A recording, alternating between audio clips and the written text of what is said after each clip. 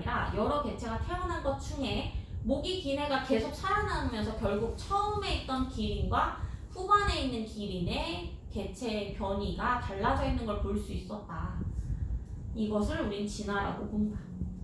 따라서 자연선택설이 사회에 준 영향. 한계점 밑줄 긋고 볼게요. 자연선택설의 한계점. 유전자의 역할이 밝혀지기 전 원리를 명확하게 설명하지 못하였다.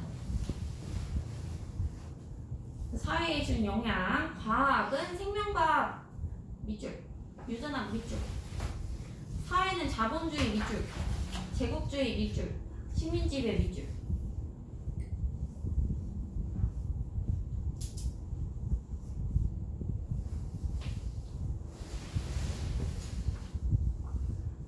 다 들어보신 단어이길 바래요. 개념 수업도 풀어볼게요.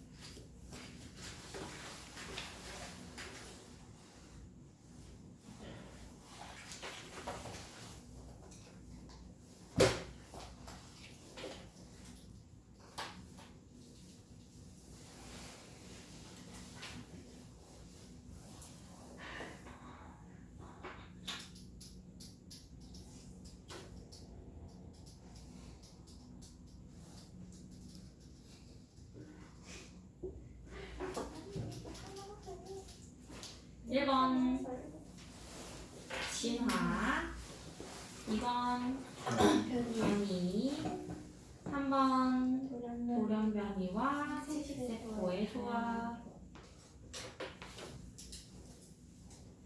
2번은 OXOX, 3번은 XO. 그래서 숫자로 넘어가면 이 변이와 자연선택에 관한 예시들이 나와 있어요. 예를 들어서 핀치부리는 이미 중학교 때 배웠죠. 새가 있었는데 여러 개의 변이를 가지고 있는 새가 집단으로 이주해서 살고 있었어. 선인장이 많은 섬에서는 가시잼을 뾰족하니까 부리가 긴 애들이 상처를 입지 않고 꼭꼭꼭 선인장을 쪼아 먹고, 부리가 짧은 애들은 가시에 계속 찔려서 얼굴이 다치니까 치료하지 못하고 죽는 거야. 그래서 결국 나중에 시간이 흐른 뒤에 가봤더니 부리가 짧은 애들은 이미 다 사라지고 부리가 긴 애들끼리만 종족 번식을 하고 있더라. 근데 옆에 있는 섬에서는 크고 단단한 씨앗이 많았어. 그러니까 부리로 씨앗을 깨트려야지만 먹을 수 있었던 거야.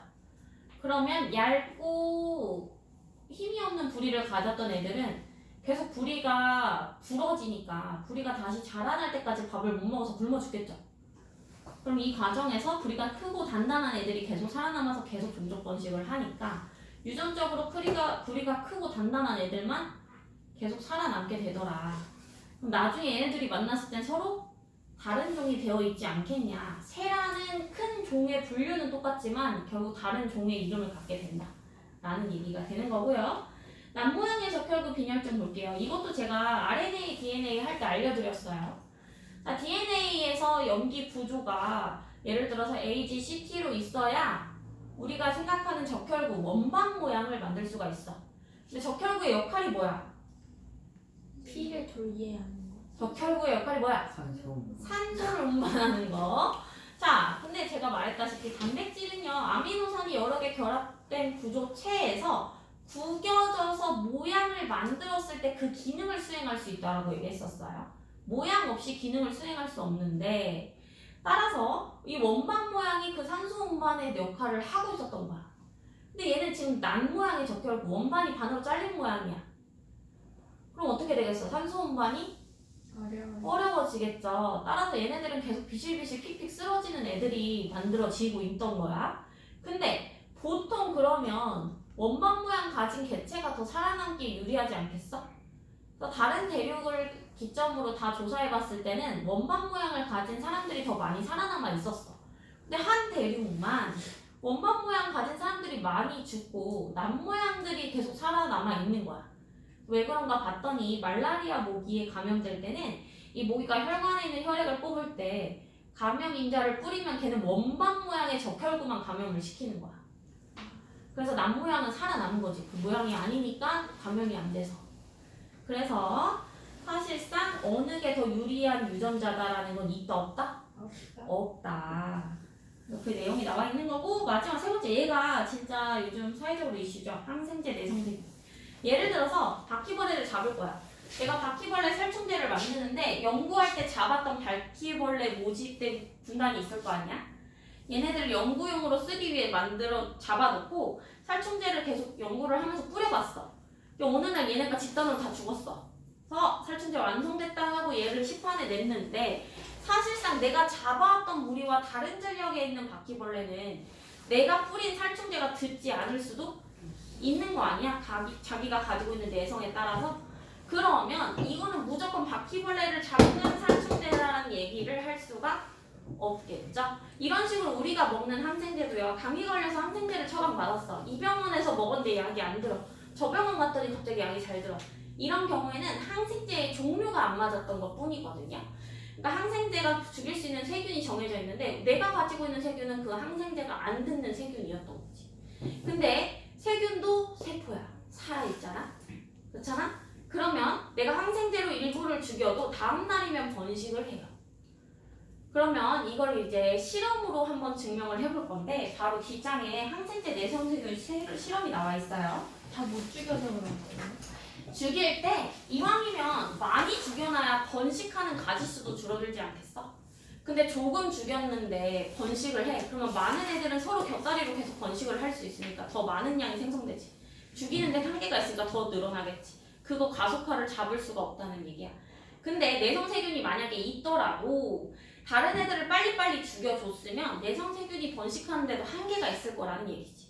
항생제를 드실 거면 정확한 요법에 따라서 시간 내에 시간을 체크해서 시간 내에 빨리빨리 죽여주셔야 돼요. 그래야 얘만 살아남아서 얘만 번식하게 되니까 나중에는 얘만 잡는 항생제를 또 먹으면 되잖아. 그렇죠? 근데 둘 다 살아남아 있는 상황이면 이 항생제도 먹어야 되고 이것도 먹어야 되는데 그렇게 먹으면 오히려 몸속에 항생제 내성세균을 더 많이 키우는 효과가 벌어진다. 왜? 얘네들이 번식하는 과정에서 또 변이가 나타나면 어떡해? 그렇죠?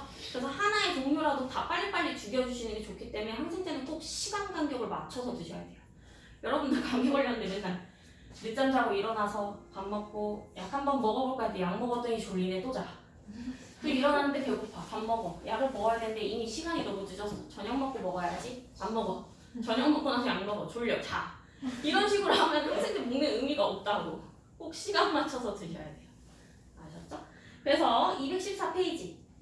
자, 스타이로폼구랑 털실 방울이 있어요. 둘 다 공 모양은 똑같은데 재질이 달라. 내가 얘를 벨크로 테이프로 딱딱딱딱 붙여볼 건데 보통 털실이 100%에 잘 붙죠. 그래서 이 벨크로가 항생제라고 생각을 하고 항생제에 붙어 나오는 애들은 제거되는 애들. 붙어 나오지 않는 건 내성세균이라고 보는 거야. 그럼 내가 이걸 진행하는 동안 한 번 제거하고 남은 거는 무조건 2배수로 진화를 해. 번식을 해. 또 한 번 제거하고 남은 건 2배수로 번식을 해. 그럼 나중에는 누구의 비율이 월등히 높겠어? 내성세균의 배율이 월등히 높아지겠죠? 그 과정을 이제 실험으로 진행하고 있는 거예요. 그래서 처음에는요 36개 4개를 넣었었는데 내성이 없는 세균은 점점 줄어들어요. 32개, 24개, 8개. 근데 내성세균은 8개, 16개, 32개로 역전되는 걸 볼 수가 있다. 이 과정에서 심지어 내성이 없는 세균이 살아남아 있고 내성 세균이 살아남아 있으면 둘 사이에서 돌연변이나 변이가 더 나타날 수 있으니 주의를 요구한다라는 얘기고요. 실험 과정이 2번째 거 보면 바둑돌 실험도 나와 있어요. 자, 여기에서 읽어보고 검은 돌과 흰 돌 중에 아니다, 읽으면 안 되겠다. 내가 설명해 줄게. 나 봐봐. 너네가 유추해봐. 내가 검은 판, 흰 판에 체크판인 바둑판을 가지고 왔어.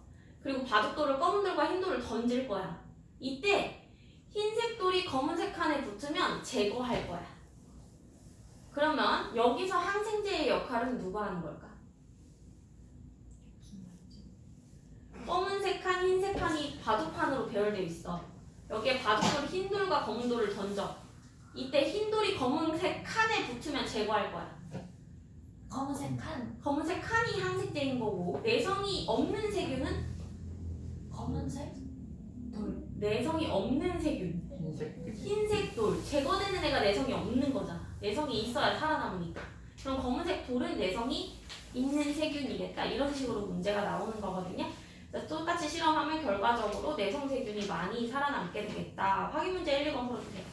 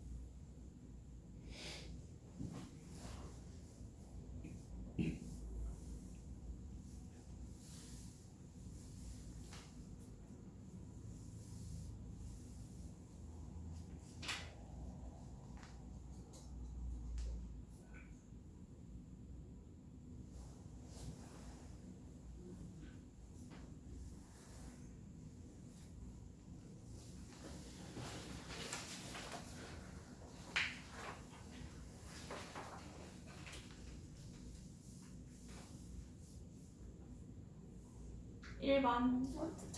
네.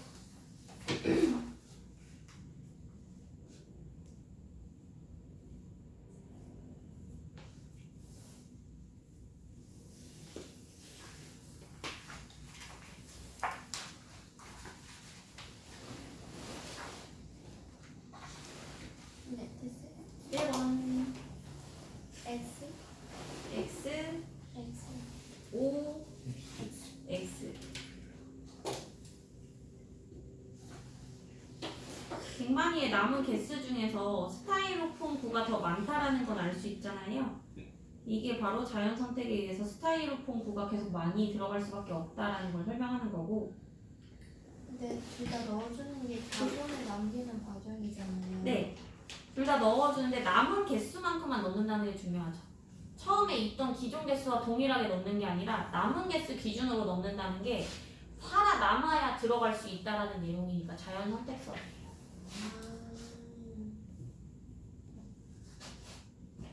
2번. 4번. 4번. 그래서 다시 돌아와 보면 이렇게 다양한 생물이 출현하고 진화하는 과정에서 이러한 다양한 생명체는 그럼 과연 근본적으로 어디서 태어났느냐. 한 종이 진화하는 건 이제 이해할 수 있어. 근데 다른 종이 생겨나는 건 별개의 문제잖아. 아예 새가 진화해서 새들 중에 다른 종이 되는 건 이해해. 근데 새에서 코끼리가 나오는 건 이상하잖아. 그렇죠? 그래서 이런 다양한 생명체가 대체 어떻게 출현할 수 있느냐? 그거는 아까 말했다시피 세조 기계를 다시 따를 건데요. 세포가 모이고 조직을 만들고 기관을 만들고 개체를 만드는 과정에서 이 세포의 형태가 다양해져야 그 다음 조직으로 가는 것도 다양해질 수 있다고 보겠다는 거야. 그럼 이 세포를 만들 때는 단백질이 관여를 할 거 아니에요? 그렇죠? 그렇죠? 그렇죠? 자, 단백질이 쌓여서 우리는 모양과 형태를 만드는 기관, 조직 이런 근육들을 만들러 갈 텐데, 그럼 이 단백질을 만들려면 이 단백질은 탄소 결합물이라고 해서 우리 유기물이라는 표현을 쓴다라고 얘기했어요. 이 유기물이 점점 더 복잡해질수록 다양한 형태로 변환될 수 있다고 보는 거야. 그럼 다양한 형태로 갈 수 있는 복잡한 유기물은 결합을 시켜줘야 나타나는 거잖아. 기본적으로 혼자 있는 애들이 많으니까. 단순한 입자들이 많으니까. 그럼 얘네들을 결합시켜주려면 화학 반응이 일어나서 그 화학 반응에 의해 점점 고분자해 되어가는 세포들이 등장했다라는 주장이 첫 번째 화학 진화설이고요. 두 번째, 그 화학 진화를 하려면 어쨌든 복잡한 그 결합을 만들려면 그 복잡한 결합이 어디서 이루어질 거냐, 화학 진화가 된다고 해도 어디서 이루어질 거냐 했을 때 지구는요 안에서 계속 열 에너지가 발생하죠.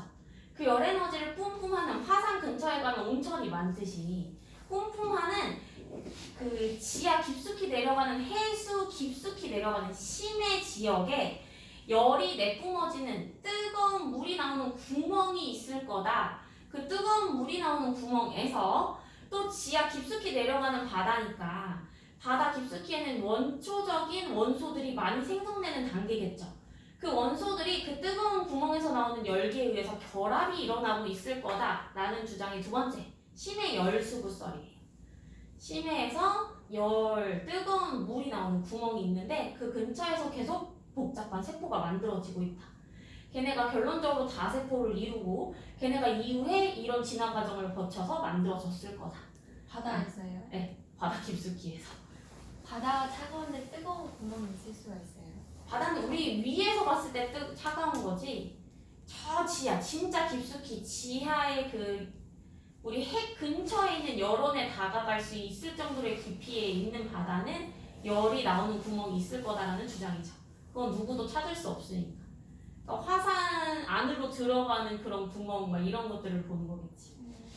그래서 그런 구멍에서 뜨거운 물, 온천수가 나오는 구멍 그런 게 있을 거다라는 얘기죠. 온천이 나오는 지역들이 있잖아요. 그런 데를 따라가 보면 있지 않을까라는 주장이고, 마지막은 우주기원설. 우주에서 원소가 만들어지잖아.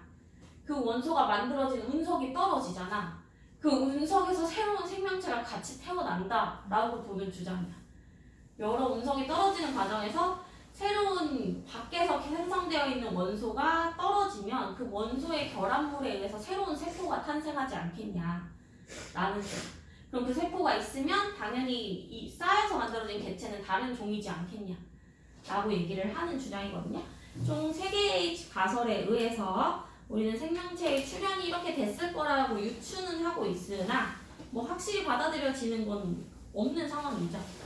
그리고 이게 확정적으로 심해 열수구를 발견한 사람이 있는 것도 아니고 원소가 떨어져서 거기서 생명체가 생겼다라고 주장되는 생명체를 찾은 것도 아니고 그냥 그럴 수 있지 않을까 하는 가설들이에요. 말 그대로 가설, 카더라. 그래서 4, 5, 6번 풀어주세요.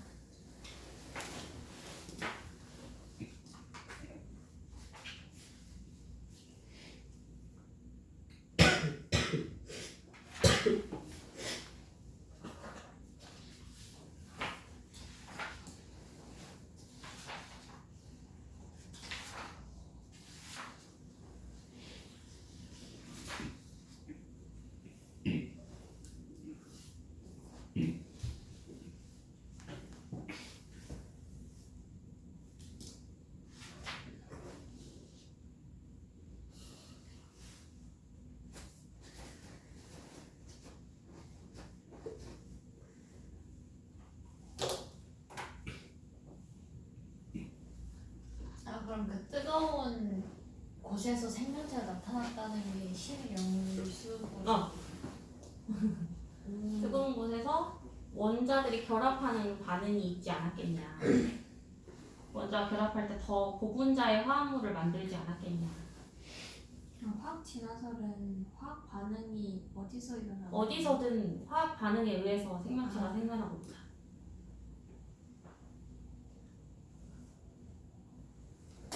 쌤은 뭘 믿으세요? 저는 그냥 화학 반응. 열어는 어디서나 얻을 수 있기 때문에. 근데 심해 열수는 약간 이상하지 않아? 근데 심해에는 워낙 유기물을 만들 수 있는 자원이 풍부하다고 하니까. 유기물이 버려진. 아니요. 유기물이 약간 탄소와 여러 결합체를 만드는 거야. 좀 더 분자 구조물이 뚱뚱해지는 뭐 이런.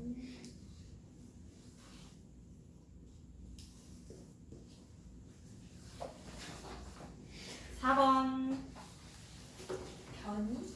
변이 생존? 자연 선택. 아. 5번 OXO 혹시나 싶어 얘기하는 건데 진화가 여러 세대를 거친다고 해서 꼭 장시간이 필요한 건 아니에요. 세대 교체가 빠르게 이루어질 수도 있잖아요. 기간은 중요하지 않고 여러 세대가 중요하다는 거. 5번 OXO 6번 니은디귿 기억순이겠지. 그래서 풀다가 갈 건데 숙제 219쪽까지거든요. 근데 남은 시간은 충분히 푸실 수 있을 거예요.